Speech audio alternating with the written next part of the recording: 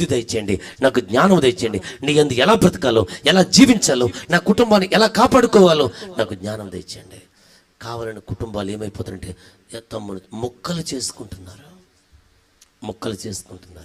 నాకు తెలిసి చాలా కుటుంబాలు పగిలిపోయినాయి, ప్రేమ లేవు. 9 చూస్తే మొదటి సంఖ్యల గ్రంథంలో ఆయన స్థితి ఎక్కడో గాడిదలు పోతే వెతుక్కుంటా వెళ్తున్నప్పుడు ఆ స్థితి. గాడిదలు వెతుక్కుంటా వెళ్తాడు, గాడిదలు తప్పుకొని అవి వెతుక్కుంటా వెళ్తున్నాడు సౌలు. అక్కడ నుంచి దేవుడు ఎక్కడ తీసుకొచ్చాడండి? లక్షల మంది ప్రజల్ని వెళ్ళడానికి దేవుడు